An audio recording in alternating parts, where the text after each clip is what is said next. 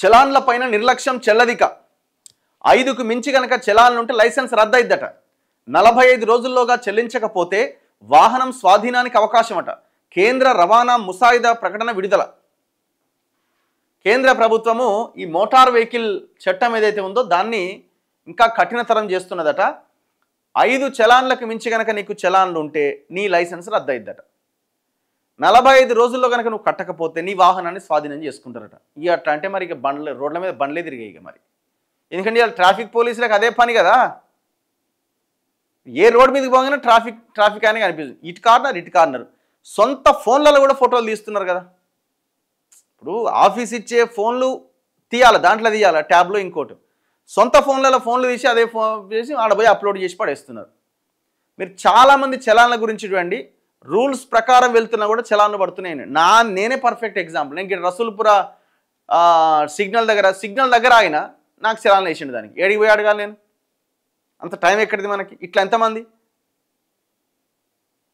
ఇప్పుడు చలాన్లు ట్రాఫిక్ ఉల్లంఘిస్తే చలాన్ వేయాల్సిందే, వాళ్ళని దారిలోకి తేవాల్సిందే. కానీ మీరు ఆ ప్రజలు ఎవరైతే ట్రాఫిక్ ఉల్లంఘిస్తున్నారో వాళ్ళని దారిలోకి తేవడానికి జరుగుతున్న ప్రయత్నంగా కనబడుతున్నదా? మీరు వసూళ్ల కార్యక్రమం జరుగుతున్నది ఇక్కడ. ఇప్పుడు డ్రంక్ అండ్ డ్రైవ్ ఉన్నది, ఎంత వేస్తారు ఫైన్? 2000, 10,000 ఎంత వేస్తున్నారు? ఇప్పుడు కోర్టు కేసు ఏదో వేసి ఏదో హడావుడి చేస్తున్నారు. అంతకుముందు 2000 ఎంతో ఉండే, సరే ఎంతో కొంత డబ్బులు వసూలు చేస్తున్నారు. ఒకసారి తాగిండు, మరి నెక్స్ట్ టైం పరిస్థితి ఏంది, ఎందుకు తాగుతున్నాడు, దాని మీద ఏమో అవగాహన కల్పించే ప్రయత్నం ఉన్నదా? అట్లాంటివి జరగాలి కదా. సరే మరి ఇప్పుడు చలాన్లు వేస్తున్నాం, మరి రోడ్ల సంగతి ఏంది? రోడ్లు బాలేక యాక్సిడెంట్లు అయి చచ్చిపోతున్న వాళ్ళ సంగతి ఏంది? మరి దానికి ఎవరిని అడగాల? మరి అప్పుడు మేము ఎవరి లైసెన్స్ రద్దు చేయాలా? అప్పుడు వాహనదారులు ట్రాఫిక్ నిబంధనల విషయంలో నిర్లక్ష్యం వహిస్తే ఇకపైన తగిన మూల్యం చెల్లించక తప్పదు. చలాన్ పడితే పోలీసులు ఆపినప్పుడు చూద్దాంలే అనుకుంటే కుదరదు. ఇక నుంచి 45 రోజుల్లోగా కట్టేయాలి, లేదా మీ తప్పేమీ లేకుంటే అప్పీల్ చేసుకోవాలి. అంతకు మించి ఆలస్యం చేస్తే మీ బండిని అధికారులు స్వాధీనం చేసుకోవచ్చు. ఇప్పుడు ఏడు అప్పీల్ చేసుకోవాలా? ఆఫీస్ దాకా పోవాలని పని వదిలేసుకొని మీరు ఏదైతే రోడ్డు మీదనే చలాన్ వేస్తున్నారో అప్పీల్ చేసుకునేది అక్కడే రోడ్డు మీదే కల్పించండి. ఎందుకు అప్పీల్కి అవకాశం కల్పించారు?